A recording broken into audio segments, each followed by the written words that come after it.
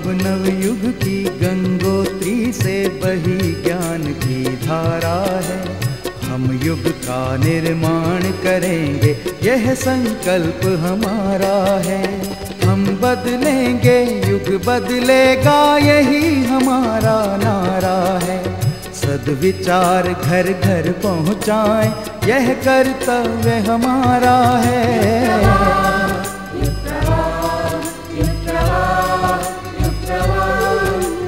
चलो बढ़ें, कुछ अच्छा कर लें, युग ने हमें पुकारा है।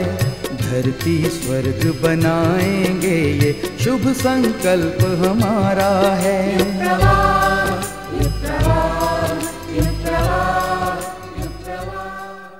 दो ऋतुएं जब मिल जाती हैं उनको संधि बेला कहते हैं।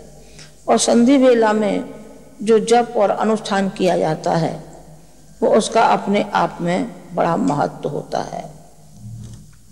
महत्व तो अपनी जगह पर है, उसमें तो दो राय नहीं है, लेकिन एक महत्व और है, उसे साधक यदि भूल जाए तो फिर उसकी उपासना उतनी फलीभूत नहीं होती।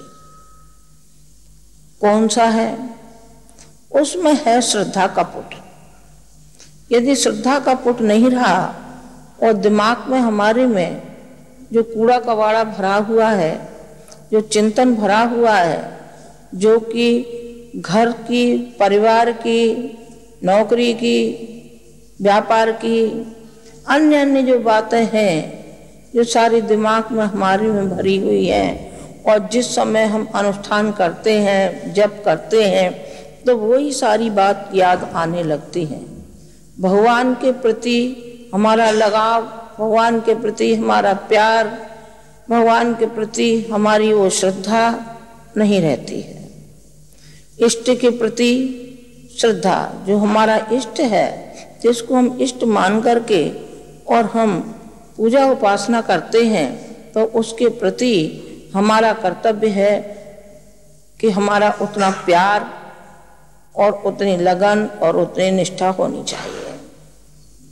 निष्ठा का अभाव, श्रद्धा का अभाव जब जीवन में बना रहता है तो जीवन में न स्वच्छता आती है, न पवित्रता आती है। जैसा व्यक्ति होता है वैसा का वैसा ही बना रहता है। नहीं तो इतने जप अनुष्ठान करने पर फिर उसका परिष्कार क्यों नहीं होता? या अन्य साधकों का होता है, ऋषियों का हुआ है, संतों का हुआ है, फिर क्या वजह है कि जो नहीं होता है? आखिरकार वो भी तो मनुष्य ही थे। वो कौन थे? वो भी मनुष्य थे और आप भी मनुष्य हैं। फिर क्या बात है? कहीं ना कहीं कोई चूक है, और कहीं ना कहीं चूक है तो वो चूक है हमारी संवेदना की। कि हमारे अंदर संवेदना का भाव नहीं जागता है। दुख और पीड़ा के प्रति हमारा जरा भी कोई रुझान नहीं होता। भगवान के साथ जो समर्पण की भावनाएं होनी चाहिए, वो समर्पण की भावनाएं नहीं होती हैं। समर्पण की जब भावनाएं नहीं हैं तो फिर बताइए भगवान किस तरीके से मिलेगा? जिनको मिला है उन्हें केवल श्रद्धा के बल पर मिला है। चाहे वो दादू हो, चाहे वो कबीर हो, और चाहे रामकृष्ण परमहंस हो, चाहे जो भी हो, केवल श्रद्धा के बल पर ही उनको भगवान मिला है। भगवान बनाए जाते हैं, भगवान गढ़े जाते हैं। भगवान की एक छवि होती है, वो साकार की छवि होती है। निराकार को तो हम पीछे जाते हैं, जबकि साकार हमारा परिपक्व हृदय हमारा जब हो जाता है तब निराकार की उपासना होती है। पहले उपासना साकार की जाती है। साकार को जब हम अच्छी तरह से अपने हृदय में उतार लेते हैं तो फिर निराकार की ओर जाते हैं।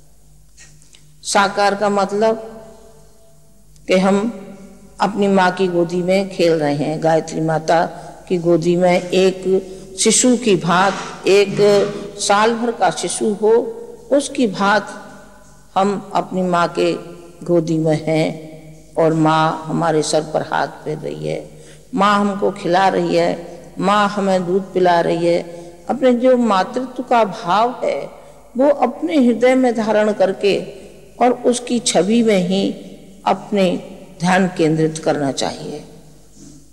उनकी जो आंखों की पुतली है, उन आंखों की पुतली के भीतर जो बिंदु है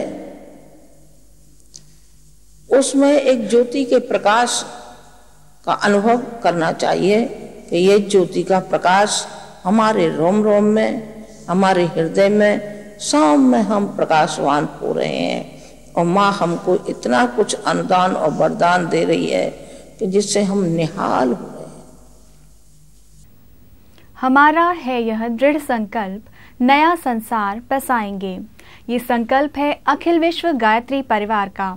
इसको पूरा करने के लिए गायत्री परिवार देश विदेश में क्या कुछ कर रहा है, आइए देखते हैं अपने नियमित स्तंभ जागृति के अग्निकण में।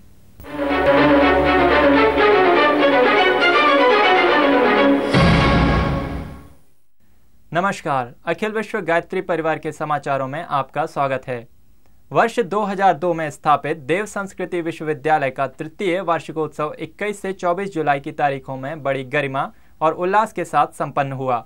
इस समारोह में युवा सम्मेलन में पधारे प्रवासी भारतीय विद्यार्थी मेहमानों को पाकर विश्वविद्यालय परिवार विशेष रूप से उत्साहित था। इस अवसर पर तरह तरह के सांस्कृतिक कार्यक्रम एवं खेलकूद प्रतियोगिताएं आयोजित की गईं, जिनके माध्यम से विद्यार्थियों ने विश्वविद्यालय के मूल लक्ष्य विधेयात्मक चिंतन एवं रचनात्मक सक्रियता की ओर प्रगतिशील कदमों का प्रशंसनीय परिचय दिया। दूर बड़ी दूर बर्फीलो डाना ले लडाग लड़ा लाग्यो मेरा दाजू बैठी रया।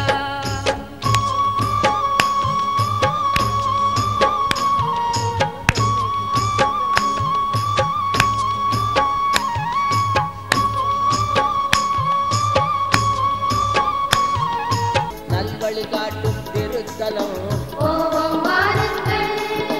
ಸಿಂಧನೆ ಬಳಕು ಕುಣಿದತ್ತಲೋ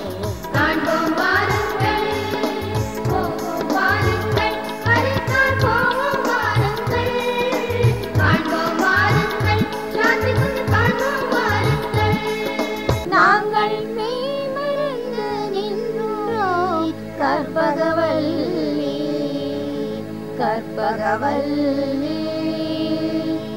போவோம் வாருங்கள் அழைப்பார் போவோம் வாருங்கள் காண்போம் வாருங்கள் சாந்தி வந்து காண்போம் வாருங்கள் போவோம் வாருங்கள் அழைப்பார் போவோம் வாருங்கள்.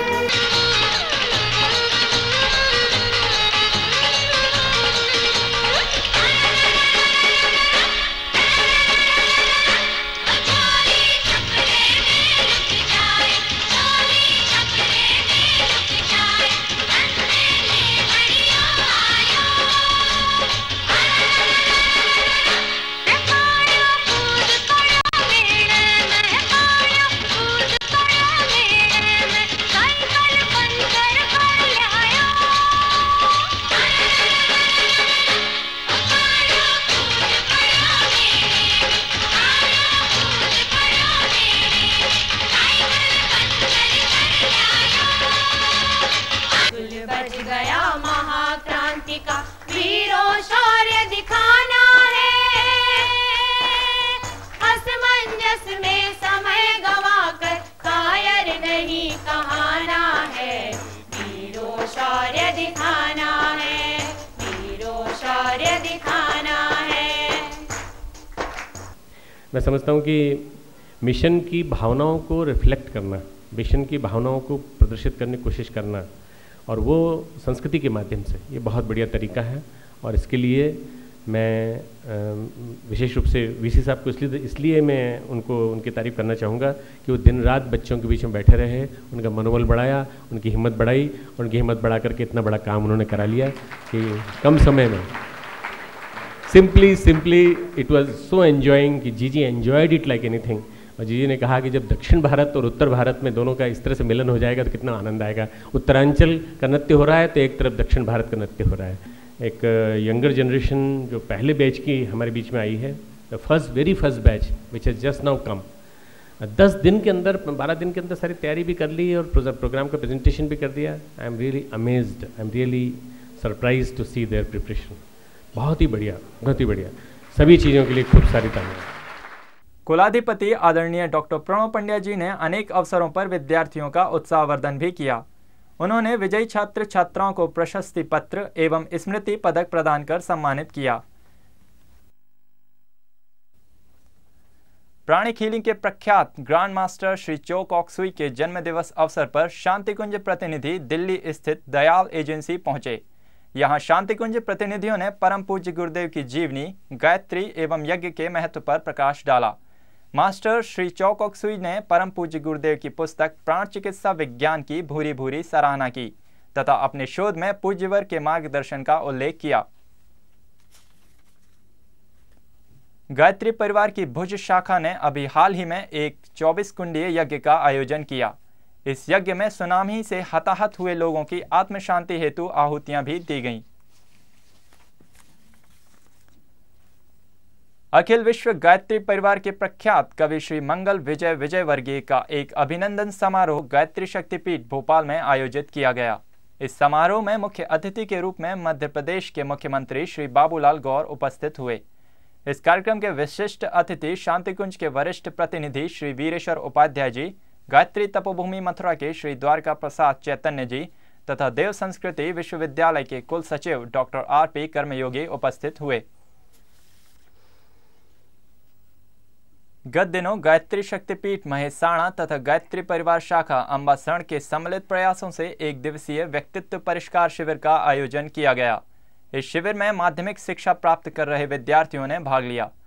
शिविर में व्यक्तित्व के सर्वांगीण विकास में आध्यात्मिक क्रियाओं जैसे आसन, प्राणायाम, जप तथा ध्यान की विधि सिखाई गई। शिविर के अंत में विद्यार्थियों ने इन सूत्रों को अपने जीवन में धारण करने का संकल्प लिया। शांतिकुंज हरिद्वार के तत्वाधान में एक योग चिकित्सा शिविर का आयोजन नई टिहरी में किया गया। चिकित्सा शिविर में सैकड़ों व्यक्तियों ने योग द्वारा मधुमेह, अस्थमा, हाई ब्लड प्रेशर आदि विभिन्न प्रकार के रोगों में योग द्वारा स्वास्थ्य लाभ के विभिन्न सूत्रों की जानकारी प्राप्त की। देव संस्कृति विश्वविद्यालय शांतिकुंज हरिद्वार में 4 दिवसीय योग चिकित्सा शिविर का शुभारंभ हुआ। चिकित्सा शिविर में चिकित्सा जगत से जुड़े उत्तर प्रदेश के कई जिलों से आए मुख्य चिकित्सा अधिकारी भाग ले रहे हैं।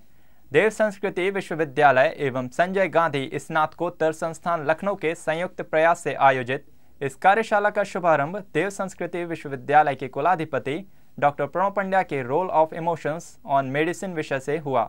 अपने व्याख्यान में उन्होंने चिकित्सकों के सामने मौजूद चुनौतियों का जिक्र किया। इमोशंस शब्द जो है ये अक्सर बड़ा मिसनॉमर के रूप में यूज़ होता रहा। इमोशंस क्या होते हैं, इमोशंस को हम अपने जीवन में कैसे एहसास करें कि ये इमोशन कंस्ट्रक्टिव इमोशन है, ये हमारे लिए पॉजिटिव इमोशन है, और कई बार कुछ ऐसे इमोशंस भी होते हैं जो डिस्ट्रक्टिव होते हैं। There are 3 aspects of human personality: cognition, emotion and behaviour. हमारे चिंतन से, हमारी भावनाओं से और हमारे व्यवहार से, इन तीनों चीज़ों से हम अपने इमोशनल बीइंग को रिफ्लेक्ट करते हैं। We reflect our own personality by these 3 things. How you cognize the surroundings, how you feel the surroundings, and how you behave to the surroundings। कैसे आप उसका अल्टीमेटली रिएक्शन आप सामने जाहिर करते हैं। गुरुदेव ने चिंतन, चरित्र, व्यवहार नाम दिया। उन्होंने कहा कि यदि आदमी का चिंतन सही होगा तो उसका चरित्र सही होगा और उसका व्यवहार, उसका बिहेवियर में उसका सही आचरण में उतरेगा। ये आज के जितने मनोरोग हैं ये वास्तव में भावनाओं पर आघात या हादसों की वजह से होते हैं, और ये हमारी पर्सनालिटी के लिए डिसऑर्डर्स पैदा करते हैं। तो धुरी हमारी जो है इमोशंस है। इसलिए इन चीज़ों को जानना जरूरी है, क्योंकि आज जिस तेज़ी से मनोरोग बढ़ते चले जा रहे हैं उसमें जितने भी प्रकार के मनोरोग हैं उन सब के मूल में यही चीज़ें हैं। योग, प्राणायाम, साधना तथा ध्यान द्वारा आदि व्याधि निवारण तथा व्यक्तित्व के विकास के कार्य हेतु शांतिकुंज ब्रह्मवर्चस्व और देव संस्कृति विश्वविद्यालय द्वारा चलाए जा रहे कार्यक्रमों पर विस्तृत जानकारी दी। 4 दिन तक चलने वाले इस शिविर में यौगिक विज्ञान, आध्यात्मिक वातावरण पर मनोप्रभाव पंडित श्री राम शर्मा आचार्य, एक चिकित्सक, एवं अन्य विषयों पर प्रतिभागियों को विस्तार से जानकारी दी। इसके अलावा योग के व्यवहारिक पक्ष पर प्रयोगात्मक प्रशिक्षण की विधि सिखाई गई।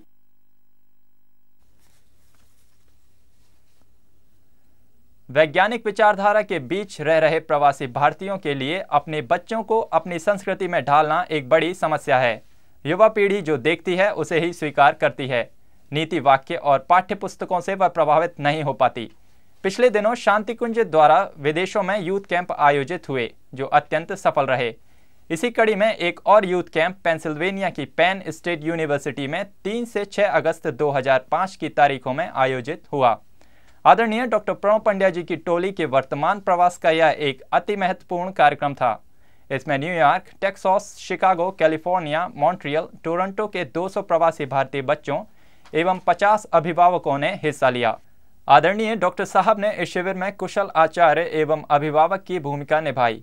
वे शिविर की प्रत्येक गतिविधियों में बच्चों के साथ ही रहे। यूथ कैंप के सूत्र वाक्य थे: physical strength, mental toughness, spiritual development and social leadership.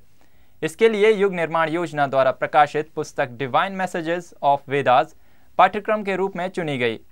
We will abide by basic moral code, refrain from wrongdoing, and will discharge our duties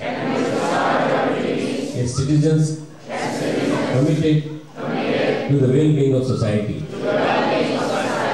We will never do unto others what we would not like to be done to us.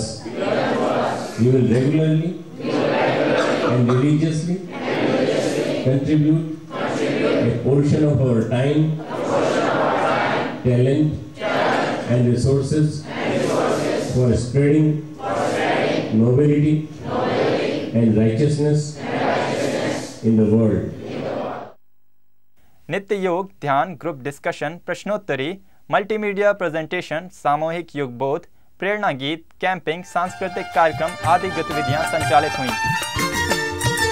ओम भूर्भुवः स्वः जप जप तो तारा नामनी माला कर तो ओम भूर्भुवः स्वः जप जप तो तारा नामनी माला कर तो मनो चालीसान महिमा अपार भक्ति नो रंग लागो। मना चालीसान महिमा अपार भक्ति नो रंग लागो। इसका समापन 7 अगस्त के मध्याह्न सामूहिक ध्यान एवं दीप यज्ञ से हुआ। और इसी के साथ अखिल विश्व गायत्री परिवार के समाचार समाप्त हुए। नमस्कार। वास्तव में सच्चा तीर्थ ऐसा होता है जिसका वातावरण ही व्यक्ति को सन्मार्ग की ओर प्रेरित कर देता है। परम पूज्य गुरुदेव द्वारा स्थापित गायत्री तीर्थ शांति कुंज इन सारी विशेषताओं से भरा हुआ है। यहाँ आकर व्यक्ति के मानस पर कैसा प्रभाव पड़ता है, इसी को व्यक्त कर रही है ये अनुभूति। प्रस्तुत है सुरभित स्मृतियों के इस अंक में। जी, मेरा नाम डॉक्टर रंजीत सिंह ठाकुर है। मैं लेस्टर से आ रहा हूँ। गायत्री परिवार के लिए पहले मैंने अबाउट 3 साल पहले उनके साथ इन्वॉल्व हुआ था। जब भी वो लेस्टर आए थे 1001 हवन करने के लिए, तभी ज़रा इंटरेस्ट जागा था, मगर इतना ज़्यादा भी नहीं हुआ क्योंकि काम में हम यूरोप में बहुत बिज़ी रहते हैं। फिर अनफॉर्चुनेटली ये साल अर्लियर इन द ईयर मेरे फादर का देहांत हो गया और उनकी विश सी स्पेशल के उनके एशेज़ को गेंजीज में प्रगाटा जाए। मैंने पहले हरिद्वार की बात सुनी थी और वीडियो टीवी बुक में भी पढ़ी थी कि उधर बहुत गिरदी बहुत होती है, लोग लूट बहुत लेते हैं, ब्राह्मण वगैरह भी बहुत लोग को लूट लेते हैं वगैरह। तो उसकी काफ़ी परेशानी थी मेरे को। तो सडनली मेरा एक फ्रेंड, एक दिन मेडिकल फ्रेंड है नीरज राम करके, वो गायत्री परिवार में बहुत इन्वॉल्व है और वो मेरी सर्जरी मेंबर को मिलने आया और हमने ऐसे ही बात शुरू की तो उसने बोला कि नहीं आप बेफिक्र जाइए। शांति कुंज का उसने एड्रेस और ईमेल एड्रेस दिया मेरे को और उसके साथ हमने फिर सेम डे कनेक्शन की और मैं उनकी रिस्पॉन्स से बहुत हैप्पी था।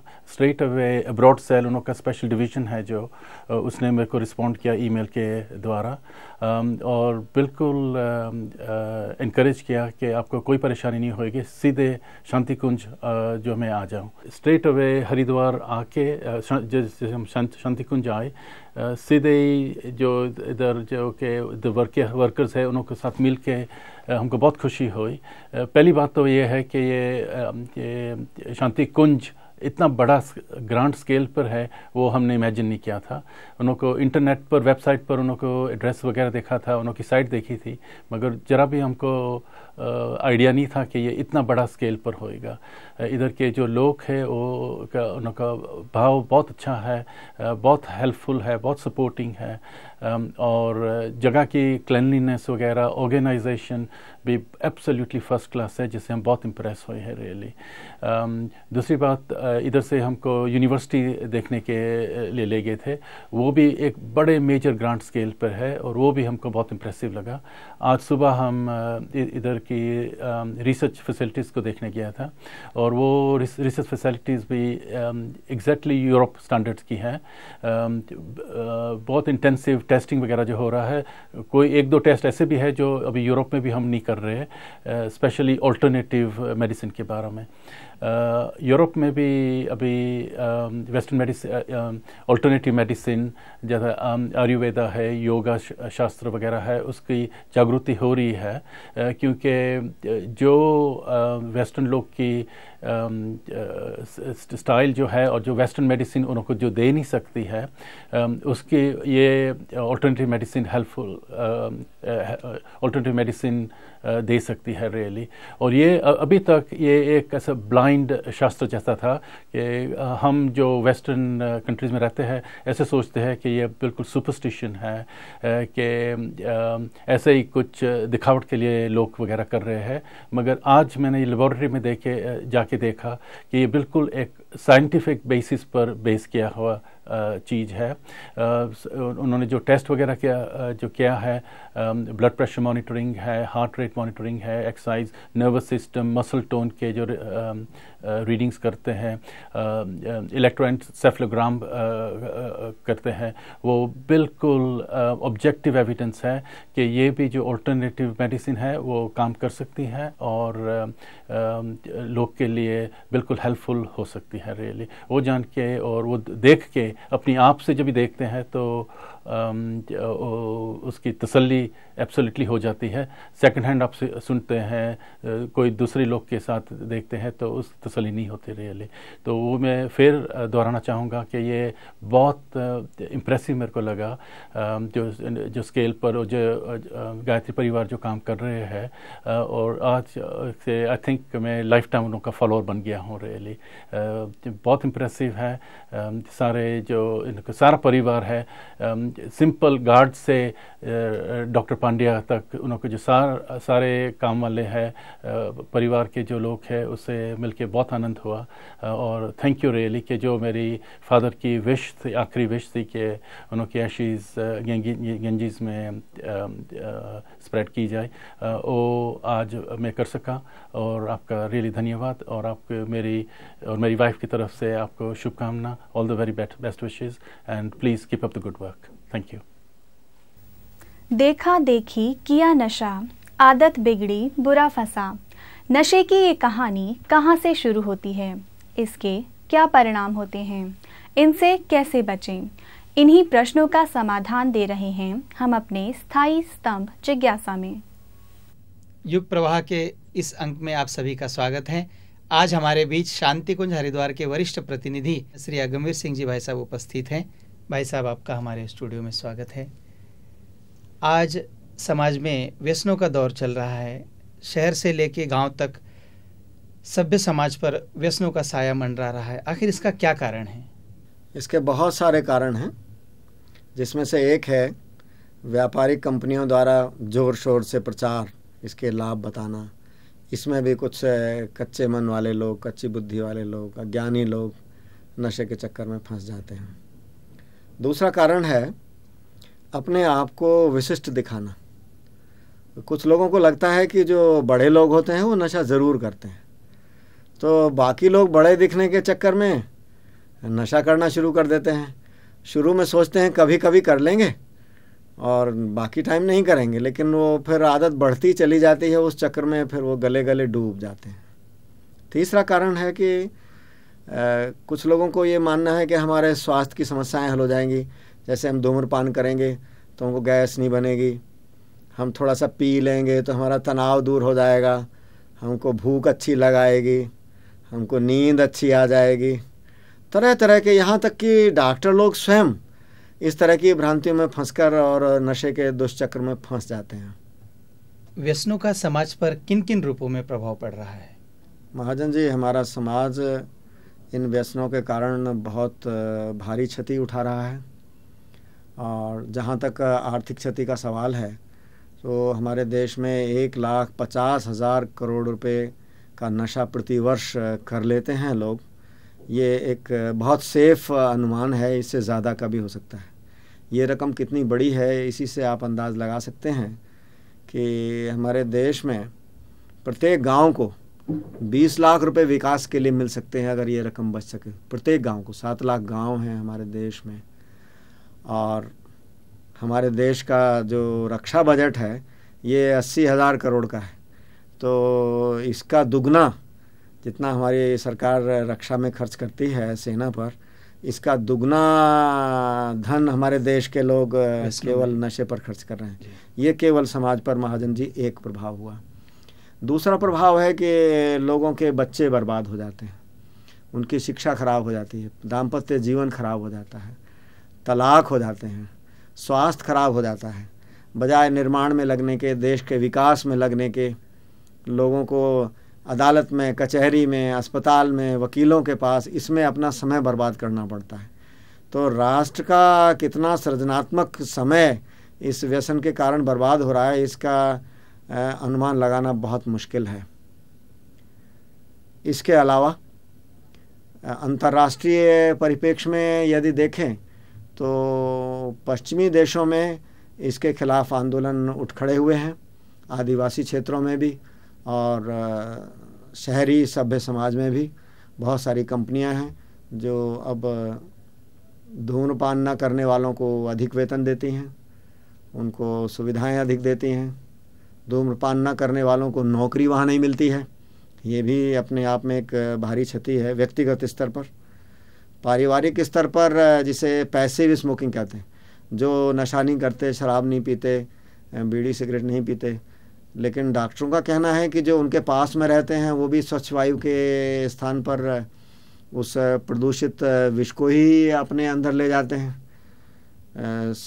पाचन संबंधी समस्याएं, हृदय रोग संबंधी समस्याएं, कैंसर, मुख का कैंसर, ये सारी समस्याएं ये नशे के कारण हैं। व्यक्ति के जीवन पर इसका शारीरिक, आर्थिक और मानसिक रूप से क्या दुष्प्रभाव पड़ता है व्यसन का? ये महाजन जी, शारीरिक रूप से सबसे ज़्यादा प्रभाव पड़ता है। उम्र कम हो जाती है, ख़ास तौर से जब समाज को व्यक्ति के अनुभव का लाभ मिलने वाला होता है तभी आदमी इस दुनिया को छोड़कर चल देता है। समाज उसके ऊपर पूरा खर्च कर चुका होता है और जब उसका नंबर आता है समाज को चुकाने का, तब तक वो व्यसन के कारण शरीर छोड़कर चल देता है या अक्षम हो जाता है, समाज को योगदान नहीं दे पाता। अस्पतालों में एक एक्सीडेंट से कोई आया है, वहाँ पहले से बिस्तर घिरे हैं, नशे वाले उनको घेरे पड़े हैं, उनको तरह तरह के रोग हुए पड़े हैं, तो उनको जो इससे जुड़े हुए नहीं हैं उनको भी नशे वाले से हानि होती है। समाज की सीमित सुविधाओं को वो घेर लेते हैं, कार्य क्षमता घट जाती है। ये पूरे विश्व में इस तरह के सर्वेक्षण हुए हैं कि नशा करने वाले लोग ना नशा करने वालों के बराबर काम नहीं कर पाते हैं, उनके मेडिकल बिल्स ज़्यादा होते हैं। तो जहाँ उन्हें अपने खर्चे बहुत करने पड़ते हैं, वहाँ पे समाज को भी उनकी वजह से बहुत सारा खर्च करना पड़ता है। ये संक्षेप में चर्चा हुई शारीरिक क्षति की। और महाजन जी, जहाँ तक मानसिक क्षति का प्रश्न है, ये उससे भी ज़्यादा है, क्योंकि शरीर का नियंत्रण मन ही करता है, मस्तिष्क ही करता है। तो स्मरण शक्ति कम हो जाती है। जिस परिवार में कोई भी सदस्य पीता है तो बाकी बच्चों के श्वास में भी इसका असर पड़ता है, मस्तिष्क के कोष नष्ट होने लगते हैं, रोग तो बढ़ते ही हैं। इसके साथ में जो बच्चों का विकास है वो रुकता है, बच्चों का भावनात्मक विकास रुकता है। बच्चे अपने आप को हीन महसूस करते हैं कि हम एक ऐसे माता पिता की संतान हैं जो नशा करते हैं। कई दफ़ा ऐसा देखने में आया है, जो बच्चों के चोरी से सर्वे किए गए हैं, कि बच्चे ना पीने वाले माता पिता के बच्चों से कहते हैं, काश तुम्हारे पिता मेरे पिता होते। ऐसा बच्चे कहते देखे गए हैं। इसका अनुमान यदि माता पिता लगा सकें तो शायद उनको इसकी गंभीरता का पता चले। समाज में व्यक्तिगत स्तर पर शादियां आजकल नहीं हो रही हैं। जो युवा नशे का सेवन करते हैं और लड़की वाले को मालूम हो जाता है तो वो वहाँ संबंध के लिए तैयार नहीं होते। वो लड़के की आर्थिक ऊंची स्थिति को देखकर तैयार भी हो जाएं तो आजकल लड़कियां स्पष्ट इनकार कर रही हैं कि वो ऐसे किसी युवक से विवाह नहीं करेंगी जो नशे में लिप्त है। और आर्थिक क्षति और मानसिक क्षति, शारीरिक क्षति में आप ये देखिए महाजन जी कि एक व्यक्ति जो 10 रुपये रोज़ाना की सिगरेट पीता है तो एक महीने में 300 रुपये की पी जाता है, एक साल में 3600 रुपये की पी जाता है। और कहीं उसका 30-40 साल ये क्रम जारी रहा तो वो लाखों की नशा कर लेगा वो, और कई साल अपनी उम्र घटा लेगा। तो समाज में जो सामाजिक ढांचा है वो व्यक्ति टूटेगा तो समाज भी टूटेगा। व्यक्तिगत नुकसान होगा तो समाज का नुकसान तो स्वतः ही होगा। तो बहुत क्षति हमारे देश को, समाज को इससे हो रही है। भाई साहब, व्यसनों से व्यक्ति के शारीरिक मानसिक स्वास्थ्य तथा पारिवारिक जीवन पर क्या प्रभाव पड़ता है? महाजन जी, शारीरिक स्वास्थ्य पर पहला प्रभाव तो यही पड़ता है कि अनेक रोगों के हो जाने से उम्र कम हो जाती है। रोगों में है आपका हृदय रोग। विश्व स्वास्थ्य संगठन का ये मानना है कि हृदय रोग का एक बड़ा कारण व्यसन भी है। दूसरा, नाड़ी संस्थान इससे प्रभावित हो जाता है। मनुष्य की निर्णय लेने की क्षमता, निरीक्षण करने की क्षमता, प्रतिक्रिया करने की क्षमता, स्मरण की क्षमता, जितनी मस्तिष्क की क्षमताएं हैं ये सभी प्रभावित होती हैं जी। इसके अलावा कैंसर, मुख का कैंसर हमारे देश में, गुटखे की वजह से जीभ का कैंसर, गले की ऊपरी हिस्से का कैंसर, ये गुटखे से और पान से हमारे देश में फैल रहा है। नशे से फेफड़े का कैंसर, ये हमारे देश में फैल रहा है। तो स्वास्थ्य में कम से कम 20-25 बीमारियां ऐसी हैं जो सीधे सीधे लोगों की धूम्रपान या नशे की लत से जुड़ी हुई हैं। शारीरिक स्वास्थ्य की बात जितनी कही जाए उतनी कम है।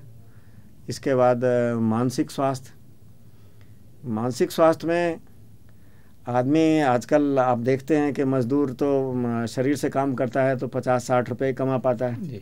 जो मानसिक क्षमता से संपन्न हैं, डॉक्टर हैं, इंजीनियर हैं, अधिकारी हैं, तो ये सब अपनी मानसिक क्षमता के कारण ही विशेष हैं। देशों का संचालन मानसिक क्षमता से ही होता है। ये सारी क्षमताएं मानसिक मनुष्य की कम हो जाती हैं नशा करने से, और हमेशा के लिए कम हो जाती हैं। डॉक्टरों का ऐसा कहना है कि 10 वर्ष यदि कोई नशे का सेवन कर लेता है और उसके बाद वो छोड़ भी दे तो अगले 20-30 वर्ष तक भी उसकी पुरानी स्थिति लौट कर नहीं आएगी। ब्रेन सेल्स को, मस्तिष्क के कोषों को स्थायी रूप से इन चीज़ों से इतनी क्षति पहुंचती है। पारिवारिक जीवन में और भी ज़्यादा प्रभाव है। बच्चे हीन भावना का अनुभव करते हैं।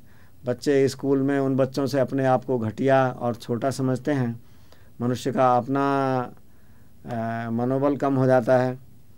बच्चे ये समझते हैं कि हमारे माता पिता व्यसन करते हैं, जिनके माता पिता नहीं करते हैं वो हमसे श्रेष्ठ हैं, उनके माता पिता हमसे श्रेष्ठ हैं। तो ये नुकसान उनके पारिवारिक जीवन को बिल्कुल नष्ट करके रख देता। अच्छे खासे खाते पीते संपन्न परिवारों के, सभ्य परिवारों के बच्चे विकसित ही नहीं हो पाते।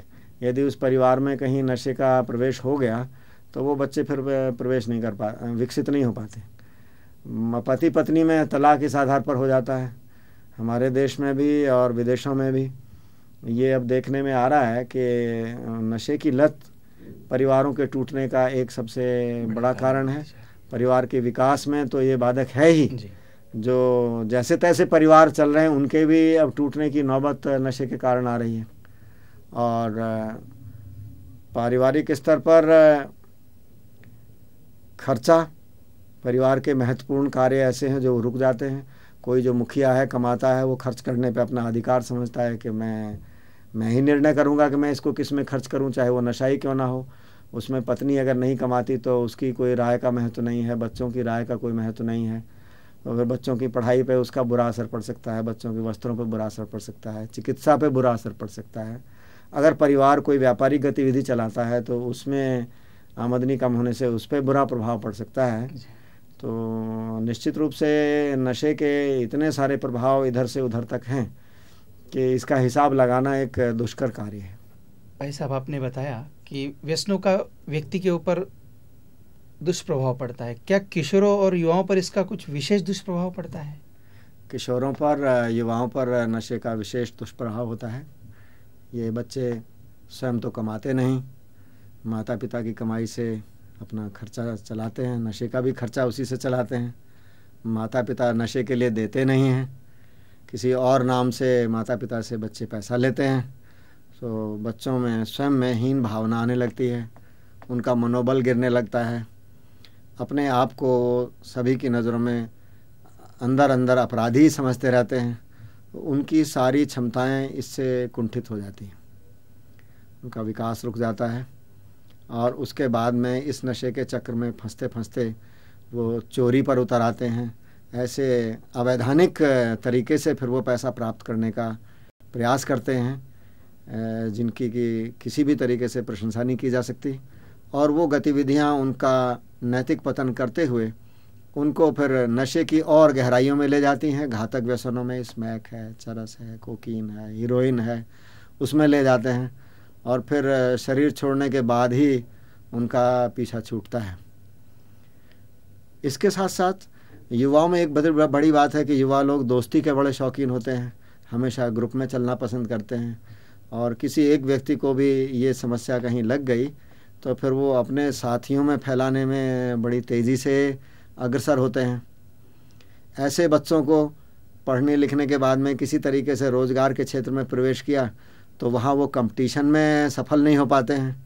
आजकल कंपटीशन बहुत है रोज़गार के लिए, उसमें उनको कामयाबी नहीं मिलती है। कुछ कंपनियां तो अब जांच कराती हैं कंप्यूटर से। ऐसी जांच अब संभव हो गई है कि पिछले 24 घंटे में भी यदि किसी ने तंबाकू का या शराब का सेवन किया है तो मशीनें बता देती हैं, उनको वहाँ मेडिकल में रिजेक्ट कर दिया जाता है। तो ये बच्चे रोज़गार से भी वंचित हो जाते हैं।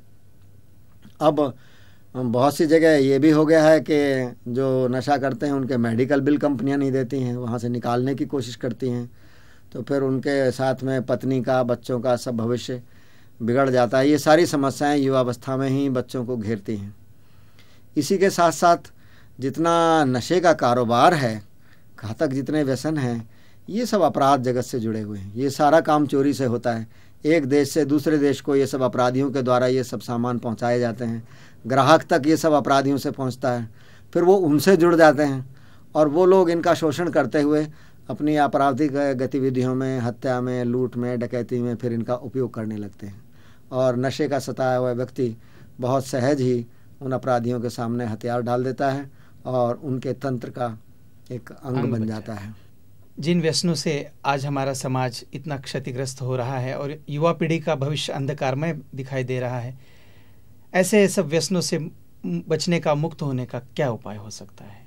महाजन जी, इसके बहुत सारे समाधान हो सकते हैं। व्यक्तिगत स्तर पर सबसे अच्छा समाधान तो यही है कि व्यक्ति ये निश्चय कर ले, दृढ़ निश्चय कर ले कि मैं व्यसन को छोड़ूंगा, तो छोड़ सकता है। और भारी संख्या में लोग इस आधार पर, अपने मनोबल के आधार पर, अपने निश्चय के आधार पर, अपने संकल्प के आधार पर व्यसन से मुक्त हो जाते हैं। इस नई शताब्दी में जब विश्व ने प्रवेश किया तो अकेले अमेरिका में 5 लाख लोगों ने 1 जनवरी सन 2001 को नशा छोड़ने का संकल्प लिया। जिसमें से 1 लाख तो केवल डॉक्टर ही थे। इसी तरीके से धार्मिक आयोजनों में, पर्वों पर, रक्षाबंधन के अवसर पर अगर लोग संकल्प लें तो उनका जो मनोवैज्ञानिक ढांचा है वो उनकी बड़ी मदद करता है। उनका अहम भी इसमें मदद करता है कि उन्होंने इतने लोगों के बीच में ये संकल्प लिया है, उन्होंने घोषणा की है और वो अब किसी भी कीमत पर नशा नहीं करेंगे। दूसरा उपचार इसका औषधियों के माध्यम से है कि होम्योपैथी में ऐसी दवाएं आती हैं कि उनका सेवन व्यक्ति जानबूझ के या अनजाने में करता रहे, परिवार के सदस्य वो औषधि उनके भोजन में मिला के पहुँचाते रहें, तो उससे भी फिर उनको प्रतिक्रिया होने लगती है, उल्टियाँ होने लगती हैं, चक्कर आने लगते हैं, तो वो भी व्यसन को फिर त्यागने लगते हैं। वो उनकी फिर मजबूरी सा बन जाता है। इस तरह से भी उनको मदद मिलती है। सार्वजनिक स्थानों पर सरकार ने धूम्रपान को, नशे सेवन को वर्जित किया है। रेलों में, बसों में अब ये परिवर्तन देखने में आ रहा है कि लोग अपने आप ही हीन भाव महसूस करते हैं। जो नशा करते भी हैं तो आसपास के लोगों की अनुमति लेना चाहते हैं और उसके बाद भी करते हैं तो उन्हें ऐसा लगता है हर समय कि जैसे वो कोई अपराध कर रहे हों। लोग इससे बचते हैं। सामाजिक स्तर पर भी, जहाँ सरकार का कानून अपना काम करेगा, वहाँ सामाजिक स्तर पर भी अब ये देखने में आ रहा है कि माता पिता अपनी बेटी की शादी ऐसे व्यक्ति से नहीं करना चाहते जो नशा करता हो या जिसके परिवार में नशा होता हो। कहीं ये देखने में आता है कि माता पिता तो करना चाहते हैं, वो वर का संपन्न होना या परिवार का संपन्न होना उन्हें आकर्षित करता है। वो सोचते हैं हमारी बेटी मालदार घर में चली जाएगी, लेकिन उनकी बेटियां ही विवाह से इनकार कर रही हैं। वो कह रही हैं कि उन्हें गरीब घर में जाना तो मंजूर है, लेकिन वो ऐसी किसी परिवार में शादी होने के बाद में नहीं जाएंगी जहाँ पे कि उनके सास होने वाले या ससुर होने वाली कोई भी नशा करता हो या पति नशा करता हो या जेठ नशा करते हो। ऐसे परिवार में जाने से लड़कियां स्पष्टतः इनकार कर रही हैं। तो ये भी एक बड़ा भारी परिवर्तन है और युवाओं के लिए एक बड़ी चुनौती भी है कि उनका सम्मान तो बिल्कुल ही ज़ीरो हो जाएगा अगर वो इसके चक्कर में फंसे रहेंगे। तो इन चीज़ों को फैलाना भी अपने आप में व्यसन मुक्ति का एक माध्यम बन सकता है। वीडियो के माध्यम से, जुलूस के माध्यम से, बैनर के माध्यम से, दीवार लेखन के माध्यम से लोगों में ये भावना जगाई जा सकती है। और गायत्री परिवार तो जन्मदिन के अवसर पर, विवाह दिन के अवसर पर निरंतर ये संकल्प कराता है और भागीदारों से दक्षिणा में उनके व्यसन को मांगता है। और हमारे देश में भगवान शंकर को विषपाई इसीलिए कहा गया है कि हम जो व्यसन कर रहे हैं उसको त्याग दें। ये भ्रांत धारणा है कि भगवान शंकर उन लोगों को पसंद करते हैं जो व्यसन में लिप्त हैं। वास्तविकता ये है कि भगवान शंकर का भक्त वही हो सकता है जो अपने व्यसन को त्याग दे और भगवान शंकर पे अर्पित कर दे और स्वयं उससे मुक्त हो जाए। प्रशासनिक और वैधानिक उपचारों के अलावा जन जन में रैली के माध्यम से, पोस्टर के माध्यम से, जनसंपर्क के माध्यम से एक आंदोलन खड़ा किया जाना चाहिए और उस आंदोलन के माध्यम से व्यसन की हानियों को राष्ट्रीय स्तर पर, व्यक्तिगत स्तर पर, पारिवारिक स्तर पर समझाया जाना चाहिए ताकि कितनी गंभीर क्षतियाँ हो सकती हैं समाज को, परिवार को, व्यक्ति को, ये आंदोलन का स्वरूप ले ले तो ये हमारे देश के लिए बहुत हितकर होगा। भाई साहब, आज आपने अपना बहुमूल्य समय हमें दिया तथा वर्तमान समय में हम समाज को कैसे इन व्यसनों से दूर रख सकते हैं, मुक्त कर सकते हैं, इस विषय में बहुत अच्छी जानकारी दी। हमारा उज्जवल भविष्य, इस देश का भविष्य जो युवा पीढ़ी और किशोर पीढ़ी है, उसको इन व्यसनों से हम कैसे मुक्त करा के उज्जवल भविष्य का पथ दिखा सकते हैं, इसका आपने हमें बहुमूल्य मार्गदर्शन दिया। निश्चित ही आपके इस मार्गदर्शन से इस देश के लाखों युवाओं को प्रेरणा मिलेगी और वे इन व्यसनों से मुक्त होंगे। इसी आशा के साथ आपको बहुत बहुत धन्यवाद। माया कहते हैं भ्रांति को, भ्रम को, जिसके कारण जीवन भ्रम के आवरण से ढक जाता है और ब्रह्म से एकाकार नहीं हो पाता। गायत्री की एक शक्ति धारा महामाया जीव को भ्रम से छुड़ाकर ब्रह्म से एकाकार करती है। आइए एक दृष्टि डालते हैं इनके स्वरूप पर। गायत्री शक्तिधाराओं में 22वीं शक्तिधारा है महामाया। माया कहते हैं भ्रांति को, तो महामाया आत्मज्ञान की स्थिति का नाम है। इसमें साधक परम शांति का अनुभव करता है। गायत्री को महामाया इसीलिए कहा जाता है क्योंकि इसके द्वारा व्यक्ति बोधपूर्ण सजग अवस्था में जीवन जीता है। बंधन मुक्त जीवन जीने के कारण वह स्वर्गीय आनंद तथा ब्रह्मानुभूति प्राप्त कर लेता है। आइए अब एक नजर डालते हैं महामाया के विग्रह पर। महामाया के एक मुख तथा 4 हाथ हैं, जिनमें इंगित मुद्रा देवानुशासन का संकेत देता है। श्रीफल इस अनुशासन के पालन से मिलने वाले श्रेष्ठ फल का प्रतीक है। पाश मर्यादा तोड़ने पर फंसने का प्रतीक है, तो दंड दुष्परिणाम भुगतने का परिचायक है। इनका वाहन हंस उचित अनुचित हानि लाभ का बोध कराने वाली विवेक दृष्टि का द्योतक है। महामाया के यंत्र को योगिनी यंत्रम कहा जाता है। ये शक्तिधारा गायत्री मंत्र के जो अक्षर का प्रतिनिधित्व करती है। इनके देवता महादेव माने जाते हैं और ऋषि कात्यायन। इनका बीज मंत्र हम है, जिसे गायत्री मंत्र में जोड़कर जप करने से साधक को मेधा तथा पाशिनी नामक शक्तियां प्राप्त होती हैं। इन शक्तियों से साधक में तत्व दृष्टि और ब्रह्म मुक्ति का विकास होता है। महामाया के यंत्र में बीजाक्षर को घेरे षटकोण तथा वलय आत्मचेतना के संयोग से माया के विस्तार का प्रतीक है, जबकि 16 दल 16 कलाओं से विश्व वैविध्य के विकास के परिचायक हैं।